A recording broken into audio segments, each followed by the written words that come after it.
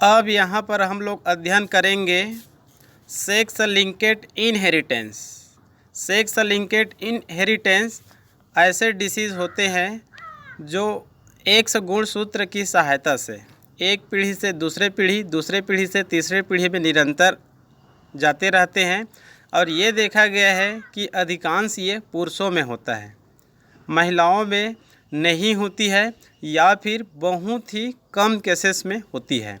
तो यहाँ पर पहले मैं आप लोगों को मेल और फीमेल में उनका जो स्थिति होता है उसके बारे में मैं आप लोग को बता रहा हूँ। यदि यहीं पर आप फंडामेंटल क्लियर कर लिए तो आगे चलकर इसका कोई भी एक क्वेश्चन नहीं छूटेगा। और यदि ये फंडामेंटल क्लियर नहीं हुआ तो आपको केवल एक रटना पड़ेगा कि पिता ये है और माता ये है, तो पुत्र क्या आ सकते हैं, पुत्री क्या आ सकते हैं, ये केवल कहने चाहिए आप लोगों को, केवल रटना पड़ जाएगा। तो आप कहना चाहिए इसको रटने से बचिए, पहले यहाँ पर आप लोग ध्यान दीजिए, ठीक है जी। जैसे आप लोग को मैं शुरू में पिछले वीडियो में ही बताया था कि जो कहना चाहिए जो मेल होते हैं या तो कहना चाहिए सामान्य होते हैं या फिर रोगी होते हैं, मेल कभी भी वाहक नहीं होते हैं। इस चित्र को आप लोग देखिए, जैसे कि कहना चाहिए मैं यहाँ पर कहना चाहिए मेल पुरुष लिख दिया हूँ, ठीक है। इस पे या तो सामान्य होते हैं या फिर कहना चाहिए क्या होते हैं, रोगी होते हैं। यदि कहना चाहिए वो मेल है और यदि वो सामान्य है तो उस पे केवल एक्स रहेगा।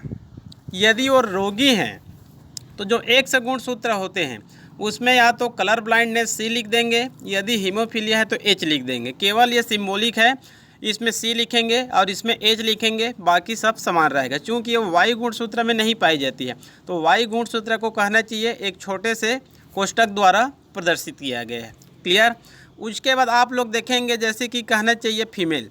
फीमेल में आप लोग याद रखेंगे ये सामान्य भी होते हैं, वेक्टर मतलब वाहक भी होते हैं और रोगी भी होते हैं। यदि कहना चाहिए फीमेल सामान्य है तो दोनों कहना चाहिए एक्स लिखेंगे, मतलब इसमें सी या फिर एच लिखने की आवश्यकता नहीं है। यदि वाहक हैं तो एक एक्स क्रोमोसोम में इसके जीन नहीं पाए जाएंगे और दूसरे जो एक्स क्रोमोसोम होते हैं उसमें सी या फिर एच लिखिए। कलर ब्लाइंडनेस है तब सी लिखेंगे, हीमोफीलिया है तब एच लिखेंगे, क्योंकि दोनों ही रोग कहना चाहिए सेक्स लिंक्ड इनहेरिटेंस होते हैं। क्लियर। उसके बाद है रोगी, उसके बाद है रोगी। क्लियर। तो रोगी में ये बहुत ही कम केसेस में देखने को मिलेंगे आप लोग को। यदि कहना चाहिए उनके जो दो एक्स क्रोमोसोम होते हैं यदि दोनों में इसके जीन प्रेजेंट होते हैं तो दोनों में सी लिख देंगे या फिर एच लिख देंगे। ऐसा लिखेंगे तब वह फीमेल क्या हो जाती है, डिसीज या फिर रोगी हो जाते हैं। सी लिखेंगे तो कलर ब्लाइंडनेस से, एच लिखेंगे तो हीमोफीलिया से। क्लियर। अब मैं कुछ क्वेश्चन बताता हूं जिसको मैं आप लोग को पिछले वीडियो में बता रहा था और वहां पर मैं आप लोगों को उत्तर केवल बताया था क्योंकि इसके लिए मैं बताया था कागज़ और पेन की आवश्यकता पड़ती है, ठीक है। तो मैं यहाँ पर क्वेश्चन को पहले पढ़ रहा हूँ, उसके बाद आप लोग इसको ध्यान से देखेंगे, उत्तर आपको स्वतः मिल जाएगा। प्रश्न है, एक कलर ब्लाइंडनेस मेल, एक कलर ब्लाइंडनेस मेल मतलब याद रखेंगे जो मेल है वो क्या है, वो कलर ब्लाइंडनेस है, रोग से ग्रसित हैं। क्लियर। कलर ब्लाइंडनेस पुरुष की पुत्री से शादी करता है तो उसकी संततियों में क्या आ सकते हैं। तो यहाँ पर आपको ये ध्यान देना होगा, एक कलर ब्लाइंडनेस पुरुष लीजिए पहले। तो इस चित्र में देखिए जो रेड कलर है वहाँ पर मैं वर्णांध पुरुष लिखा हूँ, यही कहना चाहिए वर्णांध मनुष्य है। क्लियर। अब यहाँ पर हम लोग पुत्री क्या लेंगे, तो डायरेक्ट आप पुत्री नहीं ले सकते क्योंकि ये कहा जा रहा है वर्णांध पुरुष की पुत्री से शादी करता है, मतलब ऐसे पुत्री से वो शादी करते हैं जिनके पिताजी कलर ब्लाइंडनेस से क्या थे, ग्रसित थे, तो उनकी संततियों में। ठीक है। तब यहाँ पर देखिए ऊपर देखिए जो काले कलर में मैं लिखा गया हूँ, कलर ब्लाइंडनेस पुरुष ये इनके पिताजी है, जो कहना चाहिए क्या है, वो रोग से ग्रसित है, रोग से क्या है, ग्रसित है। अब कहना चाहिए इनके जो माँ हैं उनका उल्लेख नहीं किया गया है, तो यहाँ पर सामान्य महिला ही लिखना पड़ेगा। उल्लेख नहीं किया जाता है तब आपको सामान्य महिला ही लिखेंगे। तो यहाँ पर देखिए जो काले पेन में मैं लिखा गया हूँ, कलर ब्लाइंडनेस पुरुष और सामान्य महिला। सामान्य महिला है तो दोनों क्या है, एक्स एक्स है, और पुरुष कहना चाहिए रोगी है, तो वहाँ पर सी लिख दिया हूँ। अब इनके जो मैं क्रॉस करने के जो नियम हैं उनको आप लोग मेरे पहले यूट्यूब चैनल को एक बार विशेष रूप से देख लेंगे, तब आपको यहाँ पर सहायता मिलेगा। क्लियर। तो 1 2 वाई से लेते हैं, 1 2 3 4, मतलब मेल साइड से लेंगे 1 क्रॉस को 1 2 3 4 याद रख लेंगे इस क्रॉस को हमेशा के लिए, 1 2 3 4। इधर से फीमेल से लेंगे तो जो पहले वाले एक्स है उसको ले लेंगे 1 3, पहले वाले एक्स को ले लेंगे 1 3, सेकंड वाले एक्स को ले लेंगे 2 4। ये क्रॉस हमेशा के लिए याद रखना। मेल से लेंगे तो 1 2 3 4, फीमेल से लेंगे तो 1 3 2 4। उसके बाद उत्तर आपको स्वतः मिल जाएगा। तो देखिए पिता कलर ब्लाइंडनेस है और माँ क्या है, सामान्य है। इन दोनों के बीच कहना चाहिए विवाह होते हैं, तो इनके जो कहना चाहिए पुत्री है वो क्या मिलेंगे, वाहक मिलेंगे। यहाँ पर पुत्री क्या मिलेंगे, वाहक मिलेंगे, और मेल क्या मिलेंगे, सामान्य मिलेंगे। क्लियर। देखिए यहाँ पर मेल क्या है, सामान्य है। इसको आप लोग हमेशा के लिए याद रख लेंगे क्योंकि यहाँ से क्वेश्चन अधिकांश आते हैं। मतलब पिता कलर ब्लाइंडनेस है मतलब रोगी है, और माँ क्या है, सामान्य है, तो यहाँ पर मेल सामान्य आते हैं। मेल क्या आते हैं, सामान्य ही आते हैं, और जो फीमेल होती है वो क्या होती है, वाहक होती है। अब यहाँ पर पुत्री क्या मिला, वाहक मिल गया। अब यहाँ पर क्वेश्चन यहीं से शुरू होता है। यहाँ पर कलर ब्लाइंडनेस मेल ले लिए। अब ऐसे पुत्री से विवाह करते हैं जिनके पिताजी कलर ब्लाइंडनेस रोग से क्या थे, ग्रसित थे, तब इस फीमेल से कहना चाहिए शादी करते हैं। तो यहाँ पर जब शादी करते हैं तो क्रॉस कराएंगे, तो यहाँ पर कहना चाहिए उत्तर क्या मिलेगा, आधे पुत्र कलर ब्लाइंडनेस रहेंगे। तो यहाँ पर देखिए ये मेल है, ये क्या है, ये मेल है, तो यहाँ पर कहना चाहिए मेल में एक मेल क्या दिया है, यहाँ पर रोगी, और एक क्या है, मान लो सामान्य। तो यहाँ पर उत्तर क्या मिल जाएगा आपको, आधे पुत्र कलर ब्लाइंडनेस होंगे। तो 50% कलर ब्लाइंडनेस है और 50% क्या है, नॉर्मल है। इधर आप लोग फीमेल में देख सकते हैं, फीमेल में देखेंगे तो यहाँ पर कहना चाहिए फीमेल में 50% क्या है, वाहक है, और 50% क्या है, यहाँ पर रोगी है। क्लियर। तो ये इस प्रकार से ये बनेगा। इसको आप लोग विशेष रूप से देख लेंगे, क्वेश्चन को 2 बार पढ़ेंगे तब इसका उत्तर स्वतः मिल जाएगा। क्लियर। आगे क्वेश्चन चलते हैं और क्लियर हो जाएगा। Question number 4। क्वेश्चन नंबर 4, एक सामान्य दृष्टि वाला पुरुष, एक सामान्य दृष्टि वाला पुरुष मतलब एक मेल है जो सामान्य दृष्टि वाला है, मतलब कलर ब्लाइंडनेस रोग से ग्रसित नहीं है मान लो, लेकिन जिसका पिता कलर ब्लाइंडनेस था, जिसका पिता कलर ब्लाइंडनेस था, तो उसके पिताजी मान लो कहना चाहिए क्या थे, कलर ब्लाइंडनेस रोग से ग्रसित थे, तो उनके पुत्र क्या मिलते हैं, वाहक मिलते हैं। जैसे कि इसमें क्लियर है।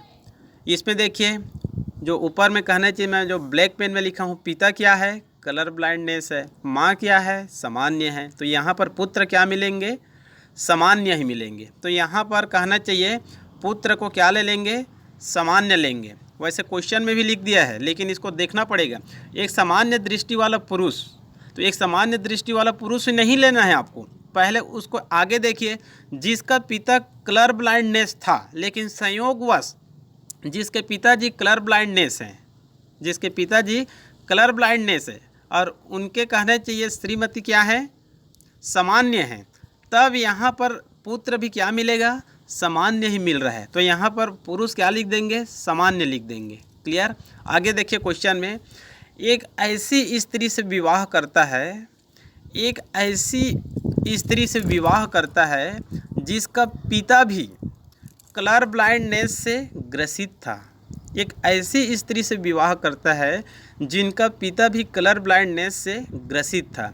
उनकी पहली संतान एक पुत्री हुई। इस पुत्री के कलर ब्लाइंडनेस अर्थात वर्णनांता होने की संभावना क्या है। तो यहाँ पर देखिए सामान्य पुरुष ले लिए। अब यहाँ पर एक ऐसी स्त्री मतलब वाहक स्त्री लेंगे, क्योंकि ऊपर में देखिए पुनः यहाँ पर पिता क्या है, कलर ब्लाइंडनेस है, और माँ क्या है, सामान्य है। तो पुत्री क्या उत्पन्न होते हैं, वाहक उत्पन्न होते हैं, और पुरुष क्या होते हैं, सामान्य उत्पन्न होते हैं। इसी से रिलेटेड है। यहाँ पर पुरुष क्या मिल गया, सामान्य मिल गया, लेकिन स्त्री क्या मिलेगा आपको, जिनके पिताजी कलर ब्लाइंडनेस ग्रसित थे तो वाहक मिलेंगे। तब उसके बाद ये ऑटोमेटिक बन जाएगा। अब देखिए स्त्री को वाहक ले लिए, मतलब एक में एक्स और एक में सी, और मेल क्या है, सामान्य है। अब इसको मेल की तरफ से 1 2 3 4, फीमेल की तरफ से 1 3 2 4। तो यहाँ पर उत्तर क्या दिया गया है, कलर ब्लाइंडनेस 0% पुत्री में कहा जा रहा है। क्वेश्चन है इस पुत्री के कलर ब्लाइंडनेस होने की संभावना क्या है, तो 0%। तो देखिए पुत्री में यहाँ पर कहना चाहिए एक सामान्य पुत्री मिल रहे हैं और एक पुत्री वाहक। तो यहाँ पर कलर ब्लाइंडनेस क्या है, प्रतिशत में 0 है। क्लियर। इस कोष्ठक वाले को भी देख लेंगे। मान लो कहना चाहिए दोनों के पिता रोगी थे, दोनों के पिता क्या थे, रोगी थे। ठीक है, मान लो दोनों के पिता रोगी है, लेकिन पिता रोगी है और माँ क्या है, सामान्य है। इस केस को याद रखेंगे, पिता क्या है, रोगी है, और माँ क्या है, सामान्य है। तो पुत्र हमेशा सामान्य आते हैं, लेकिन पुत्री वाहक आते हैं। तो यहीं पर ये उदाहरण फॉलो कर रहा है। जैसे वाहक स्त्री लिखे हैं, तो इनके पिताजी क्या थे, रोगी थे, और माँ क्या थे, सामान्य थे। तो पुत्री क्या उत्पन्न होती है, वाहक। और ये बगल वाले कहना चाहिए यदि किसी के पिता रोगी थे और माँ क्या थे, सामान्य थे, तो पुत्र क्या उत्पन्न होते हैं, सामान्य उत्पन्न होते हैं। अब उसके बाद उत्तर आपको ऑटोमेटिक यहाँ पर मिल जाएगा। क्लियर। आगे क्वेश्चन है,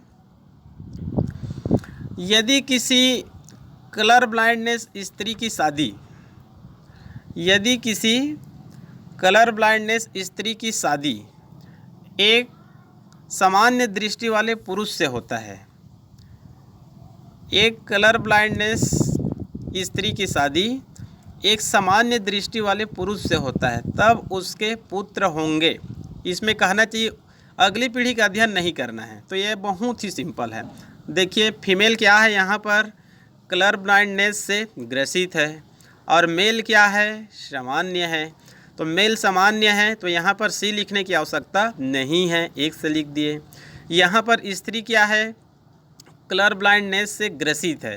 कभी कभार फीमेल भी क्या हो सकते हैं, ग्रसित हो सकते हैं। यदि ग्रसित हैं तब दोनों में क्या लिख देंगे, सी लिख देंगे। तो देखिए यहाँ पर सी लिख दिए हैं। अब मेल की तरफ से लीजिए 1 2 3 4, इधर से ले लीजिए 1 3 2 4। तो यहाँ पर जो मेल है, चूँकि इधर से कहना चाहिए सी मेल को मिलते हैं, तो मेल क्या रहेंगे, रोगी ही बनेंगे। जितने भी मेल उत्पन्न होंगे सभी क्या बनेंगे, रोगी ही बनेंगे। इसी कारण मेल को देखिए रोगी, दूसरा मेल देखिए रोगी, मतलब 100% मेल रोगी। फीमेल में देखिए 50% वाहक, और प्रतिशत मतलब यहाँ पर 100% क्या है, वाहक है। क्लियर। तो क्वेश्चन को एक बार देखिए, यहाँ पर क्या है, यदि किसी कलर ब्लाइंडनेस स्त्री की शादी एक सामान्य दृष्टि वाले पुरुष से होते हैं, तब उसके पुत्र होंगे। तो सभी पुत्र क्या रहेंगे, कलर ब्लाइंडनेस से ग्रसित, और सभी पुत्रियां क्या रहेंगे, वाहक। वाहक इस कारण होते हैं क्योंकि कहना चाहिए एक क्रोमोसोम पिताजी से मिलते हैं। क्लियर। आगे क्वेश्चन है, हीमोफीलिया से ग्रसित, ये भी अगली पीढ़ी का अध्ययन करना पड़ेगा। हीमोफीलिया से ग्रसित एक मनुष्य की शादी, हीमोफीलिया से ग्रसित एक मनुष्य की शादी। तो रेड कलर वाले चित्र को देखेंगे, इसमें हीमोफीलिया से ग्रसित एक मनुष्य की शादी, ठीक है, एक सामान्य स्त्री से की जाती है। तो आपको सामान्य स्त्री नहीं लेना है, क्योंकि क्वेश्चन के आगे और लिखा गया है, एक सामान्य स्त्री से की जाती है जिसके हीमोफिलिक पीड़िया से पीड़ित पिताजी थे, तब यह जाना जाएगा। क्लियर। हीमोफीलिया से ग्रसित एक मनुष्य की शादी एक सामान्य स्त्री से की जाती है जिसके पिता, शब्द यहाँ पर छूट गया है, जिसके पिता हीमोफीलिया से पीड़ित थे, जिसके पिता हीमोफीलिया से पीड़ित थे, तब यह माना जाएगा कि उत्तर है आधे बच्चे रक्त स्त्रावी मतलब हीमोफिलिक होंगे, आधे बच्चे रक्त स्त्रावी होंगे। क्लियर। देखते हैं इसमें हीमोफीलिया से ग्रसित एक मनुष्य की शादी। तो यहाँ पर मैं जो रेड कलर में लिखा हूँ उसको देखिए, मेल लिखा हूँ और हीमोफिलिक लिख दिया हूँ। ये पहले लाइन के मेल को व्यक्त कर रहा है। अब इनकी शादी किससे होता है? एक सामान्य स्त्री से। तो सामान्य नहीं लेना है, जिनके पिताजी हीमोफीलिया से ग्रसित थे। ठीक है, तो ऊपर लाइन देखिए, पिताजी क्या है? हीमोफीलिया। चूँकि माँ का उल्लेख नहीं है तो माँ को क्या लेंगे? सामान्य लेंगे। तो अभी आप लोग को ऊपर में बताया था, यदि पिता हीमोफिलिक है और माँ क्या है? सामान्य है, तो पुत्री क्या मिलते हैं? वाहक ही मिलते हैं। और पुत्र क्या मिलते हैं? सामान्य मिलते हैं। इस शब्द को विशेष रूप से याद रख लेंगे। पिताजी रोगी और माँ सामान्य, तो पुत्री वाहक मिलेंगे और पुत्र क्या मिलेंगे? रोगी मिलेंगे। तो यहाँ पर देखिए पुत्री क्या मिलते हैं? वाहक। अब इसी पुत्री से कहना चाहिए इनका विवाह होता है, जिनके पिताजी रोग से ग्रसित थे। अब यहाँ पर क्लियर हो जाएगा चित्र से। देखिए रेड कलर में जो लिखा हूँ, मेल क्या है? हीमोफिलिक और फीमेल क्या है? वाहक। अब इन दोनों के बीच क्रॉस करा दीजिए, तो मेल में क्या लिख देंगे? एच लिख दिए हैं, क्योंकि वो रोगी है। फीमेल क्या है? वाहक है, तो एक में एक्स और एक में एच। अब इसको मेल तरफ से देखिए 1 2 3 4, फीमेल की तरफ से देखिए 1 3 2 4। तो यहाँ पर उत्तर क्या है? आधे बच्चे रक्त स्त्रावी होंगे। तो यहाँ पर देखिए मेल में देखिए एक क्या है? रोगी। फीमेल में देखिए रोगी, तो उसको आधे कहा गया है। क्या कहा गया है? आधे बच्चे। बच्चे में दोनों आते हैं, मेल और फीमेल। आधे बच्चे हीमोफिलिक से क्या रहेंगे? ग्रसित रहेंगे, मतलब रक्त स्त्रावी रहेंगे। क्लियर। अगला क्वेश्चन देखते हैं। यदि किसी लड़के के पिता हीमोफीलिया से ग्रसित है, यदि किसी लड़के के पिता हीमोफीलिया से ग्रसित थे या ग्रसित है तथा उसकी माता में हीमोफीलिया के लिए एक जीन है, तो लड़के में रोग जाने की संभावना होगी। तो यहाँ पर भी अगली पीढ़ी का अध्ययन करने की आवश्यकता नहीं है। यदि किसी लड़के के पिताजी को कहा जा रहा है जो हीमोफीलिया से ग्रसित है, तो यहाँ पर ले लेते हैं मेल ले लेंगे जो हीमोफीलिया से क्या है? ग्रसित है। क्लियर। अब उसकी माता में हीमोफीलिया के लिए एक जीन है, तो एक जीन है मतलब वो वाहक है। एक जीन है मतलब क्या है? वाहक है। कोई जीन नहीं रहेगा तो सामान्य, दोनों में जीन रहेंगे तो रोगी। तो उसके माता में हीमोफीलिया के लिए एक जीन है मतलब वाहक है, तो लड़के में रोग जाने की संभावना होगी। तो यहाँ पर क्लियर है। आप चित्र देखिए, मेल क्या है? हीमोफिलिक, उनके पिताजी है। उनकी माँ क्या है? एक से क्रोमोसोम में जीन है, तो एक ले लेते हैं, एक में मतलब वाहक है। तो वाहक है तो देखिए एक में एक्स लिख दिए और दूसरे में वाई लिख दिए। एम में देखिए मेल में रोगी है तो उसमें एच लिख दिए। अब इसको क्रॉस करा दीजिए 1 2 3 4, इधर से 1 3 2 4। तो यहाँ पर देखिए मेल में 50% मेल हीमोफिलिक, 50% सामान्य। फीमेल में देखिए 50% हीमोफिलिक और 50% वाहक। तो उत्तर क्या आ जाएंगे? लड़के में रोग जाने की संभावना होगी 50%। तो देखिए एक पुत्र रोगी मतलब 50% और 50% क्या है? सामान्य है। क्लियर। इस क्रॉस को आप लोग विशेष रूप से याद करेंगे। यदि डायरेक्ट उसी को कहा जाता है तब कोई दिक्कत नहीं है, उनके पिताजी कहा जाता है तब वहाँ पर थोड़ा सा आपको ध्यान देने की आवश्यकता है। क्लियर। आगे है यदि एक सामान्य स्त्री का विवाह, यदि एक सामान्य स्त्री का विवाह एक कलर ब्लाइंडनेस पुरुष से हो तो उस युगल के, ये बहुत ही सिंपल है। एक सामान्य स्त्री का विवाह, तो एक सामान्य स्त्री ले लीजिए, देखिए क्रॉस को, दोनों में क्या लिख दिया गया है, एक्स एक्स। अब इनका कहना चाहिए विवाह किससे होता है, एक कलर ब्लाइंडनेस ग्रसित पुरुष से। तो पुरुष को यहाँ पर मैं लिख दिया हूँ CB, colour blindness shortcut, M लिख दिया हूँ मेल, और वो रोगी है कलर ब्लाइंडनेस CB, और फीमेल क्या है, सामान्य है। तो सामान्य में है तो यहाँ पर क्या लिख दिया हूँ, XX। क्लियर। और यहाँ पर कहना चाहिए जो मेल है वो कलर ब्लाइंडनेस से ग्रसित है, तो यहाँ पर लिख दिए हैं CC। अब यहाँ पर क्रॉस कराइए तो यहाँ पर देखिए 1 2 3 4, इधर से 1 3 2 4, तो यहाँ पर आपको मिलेगा जो मेल होते हैं वो पूरे कहना चाहिए क्या है, सामान्य है। पहले मेल देखिए वो भी सामान्य, सेकंड मेल सामान्य, मतलब 100% मेल क्या है, सामान्य है। फीमेल में देखिए 100% फीमेल क्या है, वाहक है। तो यहाँ पर उत्तर आ जाएगा सभी बच्चों की दृष्टि क्या रहेगा, सामान्य होगी, मतलब कोई भी बच्चे यहाँ पर कलर ब्लाइंडनेस से ग्रसित नहीं होंगे। देखिए संयोगवश पिताजी क्या थे, कलर ब्लाइंडनेस रोगी थे, उनका विवाह कहना चाहिए ऐसे फीमेल से होती है जो सामान्य है, तो कोई भी चाइल्ड इस रोग से ग्रसित नहीं होंगे। मेल तो सामान्य मिलेंगे और फीमेल वाहक। क्लियर, क्योंकि इसको तो मैं ऊपर में कई बार बताया हूँ। मेल जब रोगी होते हैं मतलब पिता रोगी होते हैं और माँ क्या होते हैं, सामान्य होते हैं, तो यहाँ पर कहना चाहिए पुत्रियाँ वाहक मिलती है और पुत्र क्या मिलते हैं, नॉर्मल मिलते हैं। क्लियर। उसके बाद लास्ट में एक और क्वेश्चन है, कलर ब्लाइंडनेस लड़की तब पैदा होगी, कलर ब्लाइंडनेस फीमेल तब पैदा होगी। आप लोग को पहले मैं बताया हूँ ये जो रोग होते हैं अधिकांश पुरुषों में होते हैं, महिलाओं में क्या होते हैं, बहुत ही कम होते हैं, लेकिन होते हैं। तो ये कब होंगे, जब माता पिता दोनों में इसके जीन रहेंगे, माता पिता दोनों में जीन रहेंगे तभी ये होगा, अन्यथा नहीं होगा। क्लियर।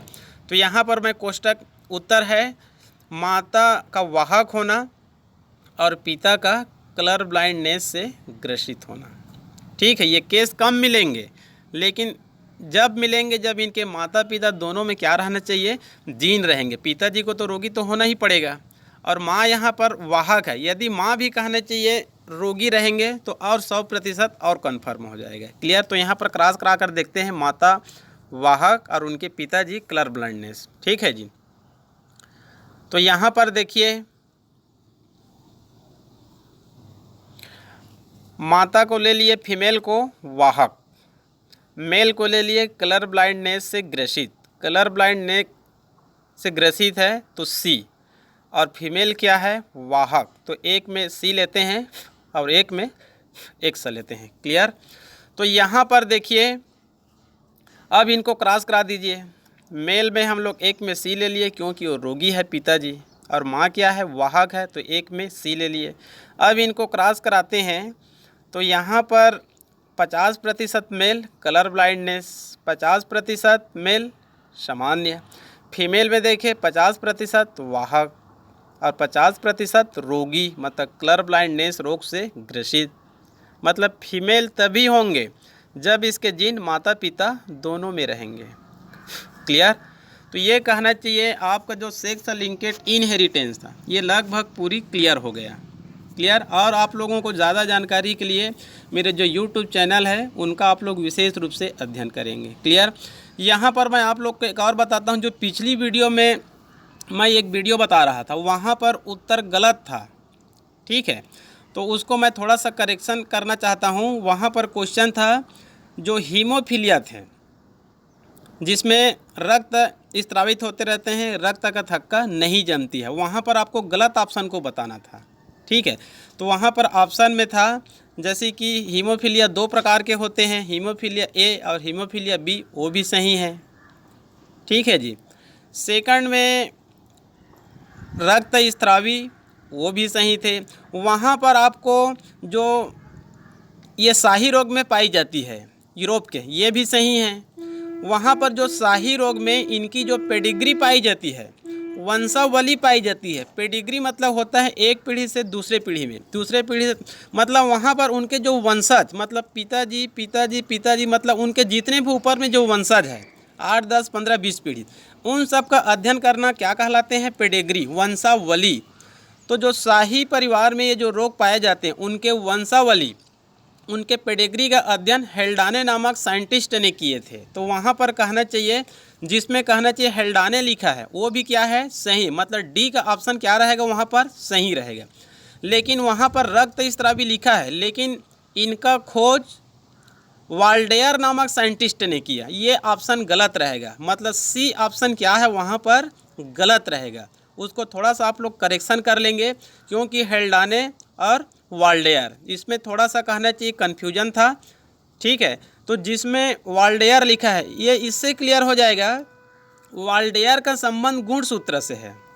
उन्होंने गुणसूत्र शब्द दिया था 1888 में।